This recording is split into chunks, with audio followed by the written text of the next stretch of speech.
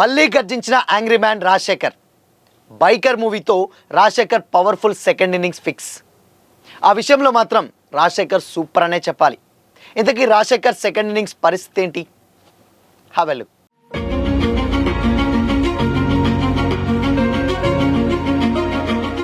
Hi, hello, welcome to Disha TV. Telugu cine ఇండస్ట్రీలో ఒకానొక స్టేజ్లో యాక్షన్ అనేటువంటి పదానికి నిలువెత్తు రూపం డాక్టర్ రాజశేఖర్. తనదైన విలక్షణమైనటువంటి మ్యానరిజమ్స్, పవర్ఫుల్ వాయిస్, కళ్ళల్లో రౌద్రంతో బాక్సాఫీస్ వద్ద రికార్డులు సృష్టించినటువంటి ఘనత అంకుశం రాజశేఖర్ది. దశాబ్ద కాలం పాటు టాలీవుడ్లో తిరుగులేని యాంగ్రీ యంగ్ మ్యాన్గా ముద్ర వేసుకున్నటువంటి రాజశేఖర్ లేటెస్ట్ కాలంలో సరైన బ్రేక్ కోసం ఎదురు చూస్తున్నారు. కానీ పట్టుదల ఉంటే విజయం వరిస్తుందని నిరూపిస్తూ ఈ వారం రిలీజ్ అయినటువంటి బైకర్ మూవీతో రాజశేఖర్ మళ్ళీ ఫామ్లోకి వచ్చారు. శర్వానంద్ హీరోగా వచ్చినటువంటి బైకర్ మూవీలో రాజశేఖర్ బుల్లెట్ సునీల్ అనేటువంటి ఇంపార్టెంట్ క్యారెక్టర్ ప్లే చేశారు. ఈ సినిమాలో రాజశేఖర్ కేవలం ఒక యాక్టర్గానే కాకుండా కథకు వెన్నెముకగా నిలిచారు. ముఖ్యంగా తండ్రి కొడుకుల మధ్య వచ్చేటువంటి ఎమోషనల్ సీన్స్లో రాజశేఖర్ యాక్టింగ్ అద్భుతమని ఆడియన్స్ మెచ్చుకుంటున్నారు. గతంలో పిఎస్వి గరుడవేగతో తన సెకండ్ ఇన్నింగ్స్ను ఘనంగా ప్రారంభించినప్పటికీ ఆ తర్వాత వచ్చినటువంటి సినిమాలు ఎక్స్పెక్ట్ చేసినటువంటి రిజల్ట్స్ ఇవ్వలేదు. కానీ బైకర్ విషయంతో రాజశేఖర్ మళ్ళీ బిజీ కావడం ఖాయమని ఇండస్ట్రీ వర్గాల టాక్. యాక్షన్ కంటే కూడా ఎమోషన్ పండించడంలో ఆయన చూపించినటువంటి పర్ఫార్మెన్స్ సినిమాకు పెద్ద ఎసెట్గా మారింది. సినిమా రిలీజ్కి ముందు జరిగినటువంటి ఈవెంట్లో రాజశేఖర్ మాట్లాడుతూ, దయచేసి నాకు ఒక అవకాశం ఇవ్వండి, మంచి క్యారెక్టర్ వస్తే చేయడానికి రెడీగా ఉన్నాను అని అన్నప్పుడు ఆయన అభిమానులు ఎంతో ఆవేదనకు గురయ్యారు. ఒకప్పుడు ఇండస్ట్రీని ఏలినటువంటి స్టార్ హీరో ఇలా అడగడం చూసి అంతా షాక్ అయ్యారు. అయితే ఆ విన్నపాన్ని ఆడియన్స్ మన్నించారు. బైకర్ సినిమాకు వస్తున్నటువంటి పాజిటివ్ టాక్, విమర్శకుల ప్రశంసలు చూస్తుంటే రాజశేఖర్ సెకండ్ ఇన్నింగ్స్కు గట్టి పునాది పడిందని చెప్పొచ్చు. ఎందుకంటే యాంగ్రీ యంగ్ మ్యాన్గా ఒకప్పుడు అంకుశం, ఆగ్రహం, మగాడు లాంటి సూపర్ హిట్స్తో 90స్లో మంచి మాస్ ఫాలోయింగ్ ఎంజాయ్ చేసినటువంటి రాజశేఖర్ చాలా ఏళ్ళుగా సోలో హీరోగా సినిమాలు చేయడం లేదు. ఆ మధ్య మలయాళం మూవీ జోసెఫ్ని తెలుగులో జీవిత డైరెక్షన్లో రాజశేఖర్ చేసినా కానీ ఎవరూ పట్టించుకోలేదు. కనీసం ఓటీటీ అమ్మకానికి కూడా ఆ మూవీ నోచుకోలేదు.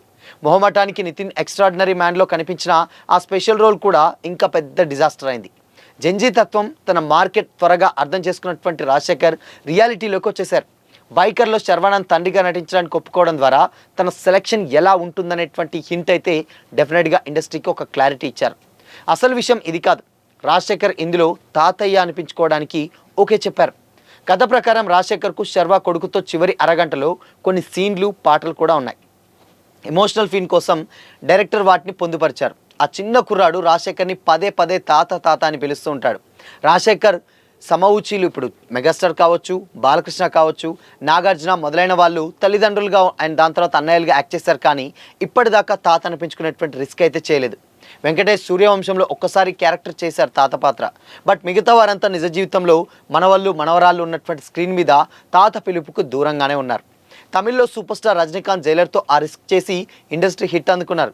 సో రాజశేఖర్ని ఈ విషయంలో సూపర్ అనే మెచ్చుకోవచ్చు. బైకర్ కమర్షియల్గా ఏ స్థాయికి వెళ్తుందనేది పక్కన పెడితే మంచి వెయిట్ ఉన్నటువంటి క్యారెక్టర్ ఇస్తే వాటిని యాంగ్రీ మ్యాన్ నిలబెట్టేస్తారని చాలా క్లియర్గా అర్థమవుతుంది. బైకర్లో సీరియస్ క్యారెక్టర్ కాబట్టి వేరియేషన్స్కి ఎక్కువగా స్కోప్ దక్కలేదు. కానీ ఇతర డైరెక్టర్లు ఇతర షేడ్స్ని కూడా వాడుకోవచ్చు. ఎలాగో సాయి కుమార్ డబ్బింగ్ చెప్తున్నారు కాబట్టి ఆ గొంతు రాజశేఖర్కి వింటేజ్ ఫీల్ తీసుకొచ్చి మరింత డెప్త్ని అయితే జోడిస్తుంది. 1985లో వందే మాత్రం సినిమాతోటి తెలుగు ఇండస్ట్రీకి పరిచయమైనటువంటి రాజశేఖర్ సుమారు 40 ఏళ్ల కెరీర్లో 75కు పైగా సినిమాల్లో యాక్ట్ చేశారు. అంకుశం, మగాడు, ఆహుతి, శివయ్య, అన్నయ్య వంటి సినిమాలు ఆయనను మాస్ ఆడియన్స్కు దగ్గర చేశాయి. ముఖ్యంగా పోలీస్ ఆఫీసర్ క్యారెక్టర్లో ఆయన యాక్ట్ చేసినటువంటి క్యారెక్టర్స్ చిరస్థాయిగా నిలిచిపోతాయి. మగాడు, అన్న సినిమాలకు గాను రాజశేఖర్ 2 సార్లు ఉత్తమ నటుడిగా ఫిలింఫేర్ అవార్డులు అందుకున్నారు. రాజశేఖర్ క్యారెక్టర్స్కి సాయి కుమార్ డబ్బింగ్ చెప్పేసరికి ఒక ప్రత్యేకమైనటువంటి ఆకర్షణ ఉండేది. కేవలం యాక్షన్ మాత్రమే కాదు, అల్లర్ ప్రియుడు, సూర్యుడు, మనసున్న మహారాజ్ వంటి సినిమాలతో ఫ్యామిలీ ఆడియన్స్ కూడా రాజశేఖర్ దగ్గరయ్యారు. ప్రజెంట్ రాజశేఖర్ పవన్ సాధినేని డైరెక్షన్లో ఒక క్రేజీ ప్రాజెక్ట్లో యాక్ట్ చేస్తున్నారు. బైకర్ విజయం ఇచ్చినటువంటి ప్రోత్సాహంతో రాజశేఖర్ రాబోయేటువంటి సినిమాలు బాక్సాఫీస్ వద్ద మరిన్ని సంచలనాలు సృష్టించాలని ఆడియన్స్ ఈగర్గా వెయిట్ చేస్తున్నారు. ఎందుకంటే ఆబ్వియస్గా ఇన్ని రోజులు ఏం చేస్తాడు, ఎలా చేస్తాడని ఒక క్లారిటీ అయితే లేదు. బట్ ఇప్పటికిగా రాజశేఖర్ సెలెక్షన్స్ ఏ రేంజ్లో ఉంటుందో ఆల్రెడీ ఇండస్ట్రీకి ఒక హింట్ అయితే ఇచ్చారు. అది విలన్ రోల్ కావచ్చు, అండ్ తాత రోల్ కావచ్చు, దాని తర్వాత ఒక యాంటీ అగ్నెస్ట్, దాని తర్వాత ఒక సైక్, ఇలాంటి డిఫరెంట్ షేడ్స్ ఏదున్నా కానీ ఇప్పుడున్నటువంటి టైంలో ఈజీగా రాజశేఖర్ ఆ క్యారెక్టర్స్ని పర్ఫామ్ చేయగలడంలో ఎలాంటి డౌట్ అయితే లేదు. ఇంకొక విషయం ఏంటంటే ఇప్పుడు ప్రజెంట్ ఆ స్టేజ్ నుంచి వచ్చి సౌత్లోనే ఫుల్ బిజియెస్ట్ ఆర్టిస్ట్గా ఉన్నారు జగపతి బాబు. సో ఆ క్యారెక్టర్స్ని ఏదైతే ఉన్నాయో వాటన్నిటిని కూడా ఎంతో కొంత ఫుల్ఫిల్ చేసేటువంటి కెపాసిటీ ఉన్నటువంటి యాక్టర్ రాజశేఖర్. సో అటు తెలుగులోను, తమిళ్లోను, వేరే లాంగ్వేజ్లోను మంచి మంచి ఫేమ్ అయితే డెఫినెట్గా మంచి ఫేమ్ ఉంది కాబట్టి ప్రతి ఒక్క క్యారెక్టర్ కూడా ఈజీగా రాజశేఖర్ని వెతుక్కొని వస్తాయి. బట్ చూజీగా చేసుకొని అలా ముందుకెళ్తే మాత్రం ఆబ్వియస్గా మరొక జగపతి బాబు ఇండస్ట్రీకి దొరికినట్టు. ఎందుకంటే ఇప్పుడు జగపతి బాబు చేసేటువంటి క్యారెక్టర్స్ అన్నీ కూడా చాలా డిఫరెంట్ అండ్ దాని తర్వాత ప్రతి ఒక్క క్యారెక్టర్ ఏదైనా కానీ అలా ఒదిగిపోయేటువంటి తత్వం ఉన్నటువంటి క్యారెక్టర్స్ చేస్తున్నాడు.